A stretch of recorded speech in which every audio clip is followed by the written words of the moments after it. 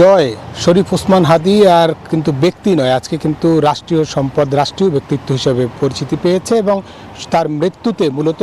তিনি বাংলাদেশের অনন্য সম্পদে পরিণত হয়েছে। আজকে আপনি ঠিকই বলেছেন যে আজকে রাষ্ট্রীয় শোক পালন করছে জাতি এবং একদিনের যে শোক, সেই শোকের আমরা দেখছি যে বিভিন্ন সরকারি প্রতিষ্ঠানে জাতীয় পতাকা অর্ধনমিত রয়েছে এবং এছাড়া ব্যক্তিগত বা বেসরকারি যে প্রতিষ্ঠান সেখানেও আমরা দেখছি, বা আধা সরকারি যে প্রতিষ্ঠান সেখানেও আমরা দেখেছি যে জাতীয় পতাকা অর্ধনমিত রয়েছে। শরীফ ওসমান হাদী যে ব্যক্তি হিসেবে এবং ব্যক্তিত্বকে ছাড়িয়ে যখন রাষ্ট্রের সম্পদ হয়ে যায়, তার যা কথা, তার যা বক্তব্য, অর্থাৎ জুলাই বিপ্লবের মধ্য দিয়ে যে ন্যারেশন পরিবর্তন করবার জন্য, বাংলাদেশকে সত্যিকার অর্থে ঘুরে দাঁড়াবার জন্য যে হাদির যে বক্তব্যগুলো, সেগুলোই কিন্তু আজকে ঘুরে ফিরে সামনে চলে এসছে এবং সেই কারণেই হাদির হত্যার পরে উত্তাল হয়ে উঠেছে সারা বাংলাদেশ। এবং সেই বাংলাদেশের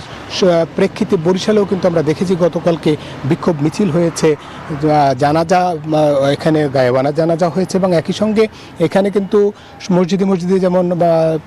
তার রুহের মাগফিরাত কামনার জন্য দোয়া মোনাজাত অনুষ্ঠিত হয়েছে এবং তার পরিপ্রেক্ষিতে কিন্তু রাষ্ট্র যে রাষ্ট্রীয় শোক ঘোষণা করেছে, সেই রাষ্ট্রীয় শোক ঘোষণার ক্ষেত্রে কিন্তু আজকে আমরা দেখছি যে রাষ্ট্রীয় শোক, একদিনের যে শোক, তার যে জাতীয় পতাকা অর্ধনমিত রয়েছে সরকারি এবং আধা সরকারি যে প্রতিষ্ঠানগুলো, সেখানে কিন্তু উঠছে এবং সবারই একটা দাবি যে ওসমান হাদীর যে তার মৃত্যু, তার যারা হত্যা করেছে তাদের যেন বিচার হয়, সেটাই দাবি করছেন সবাই। এই ছিল বরিশাল থেকে আমার কাছে